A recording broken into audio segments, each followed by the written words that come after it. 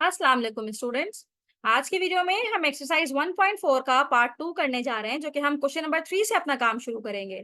इससे previous video में हमने एक्सरसाइज 1.4 का पार्ट 1 किया था, जिसमें हमने क्वेश्चन नंबर 1 और क्वेश्चन नंबर 2 के सारे पार्ट सॉल्व किए थे और लॉज ऑफ एक्सपोनेंट्स को हमने डिटेल से स्टडी किया था कि कौन से लॉज होते हैं और उनको किस तरह से डील किया जाता है।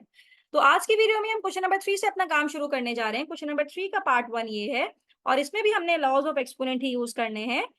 5 की पावर 2 और बाहर है क्यूब। तो स्टूडेंट, अब इसको सिंप्लीफाई करने के लिए पावर ऑफ पावर का हमने लॉ पढ़ा हुआ है कि अगर आपके पास कोई भी पावर इस तरह से लिखी हुई है a की पावर m और बाहर अगेन पावर मौजूद है n, तो आप क्या करें, m को n से मल्टीप्लाई करवा दें। ये रूल मैंने आपको प्रीवियस वीडियो में पढ़ाया था। अब 2 और 3 दोनों पावर में लिखा हुआ है, तो हम क्या करेंगे, 2 को मल्टीप्लाई करवा देंगे 3 के साथ, तो 3 2 जा 6 हो जाएगा और 5 की पावर 6 इज योर रिजल्ट। बस लॉज ऑफ एक्सपोनेंट को आपने अप्लाई करना है and you will get the result. Part 2 में मेरे पास ये है एक्स वाई और एक पावर है इसकी 3, फिर अगेन इसके ऊपर पावर है 5। राइट, तो वही रूल जो मैंने अभी आपको बताया कि अगर दो पावर लिखी हुई है तो आप क्या करेंगे, सिंपल 3 को मल्टीप्लाई करवा दीजिए 5 के साथ। तो जब 3 को मल्टीप्लाई करवाएंगे 5 के साथ, 5 3 जा 15, तो एक्स वाई की पावर आ गई मेरे पास 15। और एक रूल ये भी है कि अगर आपके पास ए के ऊपर ए और बी आपस में मल्टीप्लाई हो रहा है और पावर है इसकी m, तो आप क्या करें, a की पावर m अलग करके दिखाएं और b की पावर m अलग करके आपस में मल्टीप्लाई करवा दें। तो यहाँ पे भी x की पावर 15 अलग करेंगे, मल्टीप्लाई होगा y की पावर 15 के साथ and it will be your result. तो रिजल्ट को हम बॉक्स में लिख लेते हैं। ये हमारा रिजल्ट है और यहाँ पे 5 की पावर 6 हमारा result. Now moving towards number 3 और थर्ड मेरे पास है, क्वेश्चन है मेरे पास -4 की पावर है स्क्वायर और बाहर है 5। राइट, अब स्टूडेंट क्या करना है इसमें कि हमें पता है कि ये -4 के ऊपर स्क्वायर है। सबसे पहले तो माइनस खत्म हो जाएगा। क्यों क्यों खत्म होगा? क्योंकि जब भी पावर हमारे पास इवन पावर होती है, कोई भी नंबर लिखा हुआ है, -2 भी लिखा हुआ है, पावर अगर इवन आ गई, इवन का मतलब है 2 से डिवाइड हो रही है, यानी कि -2 के ऊपर पावर है 4, तो माइनस खत्म हो जाएगा। तो 2 की पावर 4 इज योर रिजल्ट। तो यहाँ से माइनस के ऊपर स्क्वायर है तो माइनस तो खत्म हो जाएगा, 4 के ऊपर स्क्वायर रह जाएगा और बाहर 5 जब इससे मल्टीप्लाई होगा तो 4 की पावर 5 2 जा 10 हो जाएगी। तो यही आपका रिजल्ट है, यानी कि 4 की पावर 10 इज योर रिजल्ट। तो इसको बॉक्स में लिख देते हैं क्योंकि ये हमारा फाइनल रिजल्ट है। नाउ मूविंग टुवर्ड नंबर 4 और नंबर 4 में मेरे पास जो क्वेश्चन लिखा हुआ है ये है -3 की पावर है 3 और -4 की पावर है 2 और बाहर पावर है 3। अब स्टूडेंट, इसे सिंप्लीफाई करने के लिए हम पहले क्या करेंगे, यहाँ पे मेरे पास जो पावर लिखी हुई है इसको पहले सिंप्लीफाई कर लेते हैं। -3 की पावर 3 को अलग कर लिया। अब -4 के ऊपर स्क्वायर है तो माइनस तो खत्म हो ही जाएगा क्योंकि माइनस के ऊपर इवन पावर है, सिर्फ 4 के ऊपर स्क्वायर रह जाएगा। राइट, और ये 3 है तो हमने क्या करना है, जो सबके ऊपर 3 है तो यही रूल अप्लाई करना है। तो -3, एक 3 ऑलरेडी मौजूद है और एक 3 इस पावर का लिखेंगे और 4 का स्क्वायर ये भी मल्टीप्लाई करवा देंगे 3 के साथ, पावर 3 के साथ।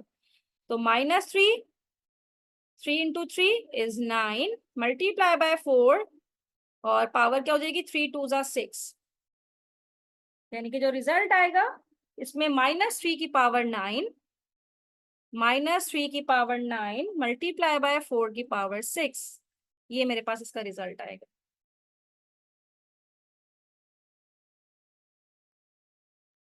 Now moving toward the next number 5 और नंबर 5 में मेरे पास है b² अपॉन 5 और बाहर है क्यूब। अब स्टूडेंट क्या करना है, अगेन उसी तरह से पावर को दोनों के साथ लिख देना है, पावर 3 ऊपर अलग और नीचे अलग। तो ये हो जाएगा b की पावर 3 मल्टीप्लाई बाय 2, 3 2 जा 6 और 5 की पावर 3, और यही मेरे पास इसका रिजल्ट है। b की पावर 6 और 5 की power 3। Now moving toward the next part 6। और पार्ट 6 में जो मेरे पास क्वेश्चन है ये है -4/9 और इसकी पावर है 2 और बाहर पावर है मेरे पास 3। अब स्टूडेंट पहले जो अंदर माइनस के ऊपर 2 है, ये माइनस तो खत्म हो ही जाएगा। क्यों? क्योंकि किसी भी नंबर के ऊपर अगर इवन पावर हो तो वो माइनस खत्म हो जाता है और सिर्फ नंबर रह जाता है, और बाहर है 3। तो 4/9, 3 2 ये हो जाएगा 6।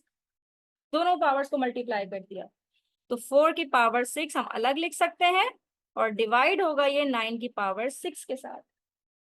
राइट, तो ये मेरे पास फाइनल रिजल्ट आ गया, 4 की पावर 6 डिवाइडेड बाय 9 की पावर 6। Now next part 7। और पार्ट 7 का जो क्वेश्चन मेरे पास है ये है z की पावर 3, बाहर है स्क्वायर और इसके बाहर जो पावर है ये है 4। 3 दफा पावर्स है। तो स्टूडेंट यही करेंगे हम कि अगर a की पावर m है और बाहर इसकी पावर n है और फिर एक और पावर है p, तो आप सिंपल क्या करें, इन तीनों पावर्स को आपस में मल्टीप्लाई करवा दें, m into n into p। तो z मल्टी पावर मल्टीप्लाई हो जाएगी, 3 2 और 4 तीनों पावर्स आपस में मल्टीप्लाई हो जाएंगी। जब तीनों पावर्स मल्टीप्लाई होंगी तो रिजल्ट क्या आएगा, z की पावर 3 2 6, 6 4 24। z की पावर 24 इज योर रिजल्ट। जितनी भी पावर्स हो किसी भी नंबर के ऊपर आप उनको मल्टीप्लाई करवा दें। नाउ नंबर 8, ये है मेरे पास m, फिर है m के ऊपर स्क्वायर, फिर है m के ऊपर पावर 3, फिर है m के ऊपर पावर 4 और बाहर है स्क्वायर और इसके भी बाहर है 5 पावर। तो स्टूडेंट अब यहाँ पे बेसिस सेम होंगे तो पावर ऐड हो जाएंगी। ये भी m m m सारी बेसिस सेम है। बेसिस सेम है तो इनकी जो पावर है, जो इनकी अपनी पावर है, यानी कि 1 पावर 2 प्लस 3 प्लस 4, ये तो ऐड हो जाएंगी। और बाहर वाला 2 यानी कि स्क्वायर यहाँ पे मौजूद रहेगा और पावर 5 भी मौजूद रहेगी। तो m, ये पावर को प्लस कर दें, 2 + 1 3, 3 + 3 9, m की पावर हो जाएगी 13। और फिर बाहर 2 है और फिर इसके भी बाहर 5 है। तो इन सारी पावर्स को आप मल्टीप्लाई करवा दीजिए।